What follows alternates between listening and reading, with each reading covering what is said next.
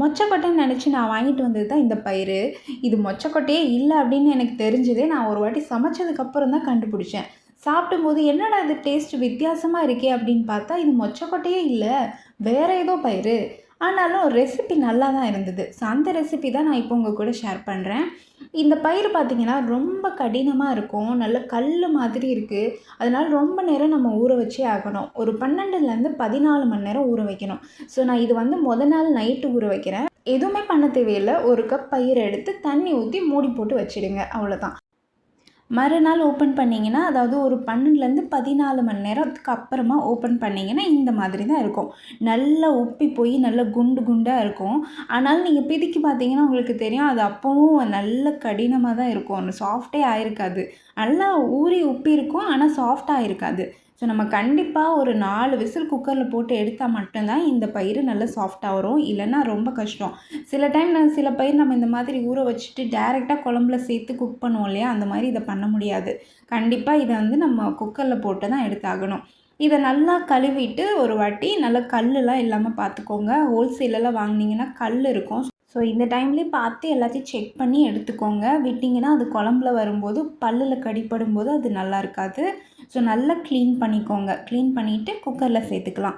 குக்கரில் போட்டுட்டு தண்ணி பார்த்தீங்கன்னா ரொம்ப அதிகமாகலாம் தேவையில்லை. ஜஸ்ட் அது முழுகிற அளவுக்கு மட்டும் ஊற்றுங்க. நான் ஒரே ஒரு கப்பு தான் ஊற்றிருக்கேன். ஏன்னா நம்ம அதிகமாக ஊற்றினோன்னா இந்த பயிர்லேருந்து பொங்கி வரும். அப்புறம் விசில் வரும்போது தண்ணி வெளியில் வந்து ஊற்றும். அது கொஞ்சம் பிரச்சனையாக இருக்கும். ஸோ அதனால் ஒரு கப் மட்டும் ஊற்றிக்கோங்க. மூடி போட்டு விசில் போட்டு வச்சிடலாம். 4 விசில் மறந்துடாதீங்க. இது ஒரு பக்கம் வேகட்டும். இந்த டைமில் நம்ம குழம்புக்கு தேவையானதெல்லாம் ரெடி பண்ணிக்கலாம். இந்த குழம்பு பார்த்திங்கன்னா ஒரு புளிக்குழம்பு பேஸில் தான் வரப்போகுது.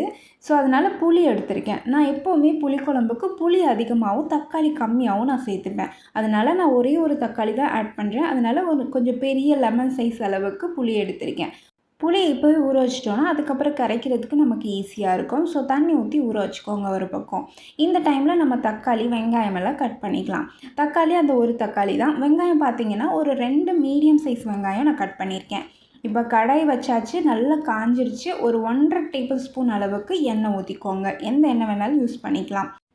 இப்போ ரொம்ப முக்கியமான விஷயம் கடுகு, வெந்தயம் 2ம் ஒரே டைம் ஒன்றா போடணும். கண்டிப்பாக போடணும் வெந்தயம். நல்லா பொரிஞ்சதுக்கப்புறமா கருவேப்பிலை இல்லாமல் காரக்குழம்பு செய்யலாமா?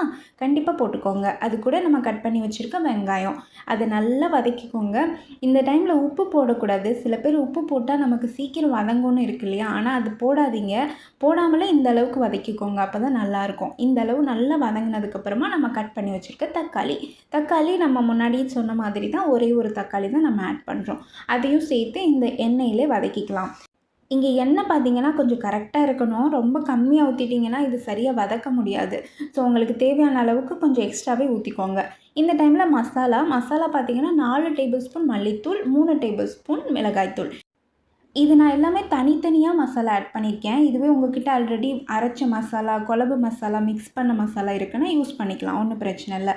இப்போது மஞ்சத்தூளை டேரெக்டாக நம்ம எண்ணெயில் போட்டு வதக்கிக்கலாம். இந்த டைம் தேவையான அளவு உப்பு போட்டுக்கோங்க. உப்பு போட்டிங்கன்னா கொஞ்சம் சீக்கிரமாக இப்போ வதங்கும். இந்த டைம் நீங்கள் மூடி போட்டு கூட வதக்கிக்கலாம். ஸோ இதை ஒரு பக்கம் மூடி போட்டு வச்சுட்டு நம்ம புளியை கரைச்சிக்கலாம். நீங்கள் புளி ஊற வைக்கிறது கொஞ்சம் வார்ம் வாட்டரில் லைட்டாக சூடான தண்ணியில் வச்சிங்கன்னா ஈஸியாக கரைக்க முடியும். நமக்கு நல்ல திக்காக அந்த மாதிரி வேணும். சக்கையை கூட ரிமூவ் பண்ணிக்கோங்க. இல்லை ஊற்றும்போது கூட ஃபில்டர் பண்ணி ஊற்றிக்கலாம். இப்போது இது நல்லா வதங்கிடுச்சு. நான் இந்த மசாலாவெல்லாம் ஆட் பண்ணி இந்த எண்ணெயிலே வதக்க போகிறேன். இங்கே தான் ஒரு ரொம்ப முக்கியமான ட்ரிக் இருக்குது. நீங்கள் இந்த மசாலாவை கறிக்கிடவும் கூடாது, ரொம்ப பச்சையாகவும் இருக்கக்கூடாது. அது 2க்கும் நடுவில் வரணும். கரெக்டாக பார்த்து பண்ணுங்கள். இதுக்கப்புறம் இந்த மசாலா கூட நம்ம புளி தண்ணியை ஃபில்டர் பண்ணி ஊற்றிக்கலாம். தேவையான அளவு தண்ணி எவ்வளோ வேணுமோ ஊற்றிக்கோங்க. இப்போ இந்த குழம்ப நம்ம மூடி போட்டு கொதிக்க விட்டுறலாம். இந்த சைடில் பார்த்தீங்கன்னா நம்மளோட பயிர் ஆல்ரெடி ரெடி ஆகிடுச்சு. நல்லா வெந்திருக்கு. 4 விசில் விட்டு எடுத்திருக்கேன். தண்ணியெல்லாம் எதுவுமே வடிகட்டல. அவ்வளோ தண்ணி ஊற்றினது அப்படியே இருக்குது. நல்லா வெந்திருக்கு. நல்ல சாஃப்டாக இருக்குது. இது வேணும்னா நீங்கள் மசிக்கி விட்டு கூட ஆட் பண்ணிக்கலாம். எனக்கு அது அப்படியே சாப்பிட்றதுக்கு கொஞ்சம் பயிர் மாதிரி வேணுன்றதுனால நான் அப்படியே ஆட் பண்ண போகிறேன். இப்போ குழம்பு நல்லா கொதிச்சிருச்சு. இதில் எல்லா பயிரையும் அப்படியே தண்ணியோடவே ஆட் பண்ணிக்கோங்க. ஒன்றும் பிரச்சனை இல்லை. இதை அப்படியே லைட்டாக மிக்ஸ் பண்ணி விட்டுட்டு நம்ம மூடி போட்டு ஒரு 10 நிமிஷம் கொதிக்க விட்டோம்னா இந்த மாதிரி வந்துடும். குழம்போட திக்னஸ் பார்த்தீங்கன்னா நல்லா கரெக்டாக வந்திருக்கு. ரொம்ப தண்ணியும் இல்லாமல் ரொம்ப திக்காகவும் இல்லாமல் ஊற்றி சாப்பிட்ற அளவுக்கு இருக்குது. நம்ம ஊற்றின எண்ணெயெல்லாம் நல்லா பிரிஞ்சு வந்துடுச்சு. கரெக்டான பதத்தில் வெந்திருக்கு எல்லாமே. பயிரும் பார்த்திங்கன்னா நல்லா சாஃப்டாக இருந்தனால ஈஸியாக மசாலாலாம் இறங்கி சூப்பராக இருக்குது பார்க்கும்போதே. இதே குழம்ப நீங்கள் எந்த பயிர் வச்சு வேணாலும் பண்ணலாம். கண்டிப்பாக ட்ரை பண்ணிவிட்டு எப்படி இருந்ததுன்னு எனக்கு கமெண்ட்டில் சொல்லுங்கள்.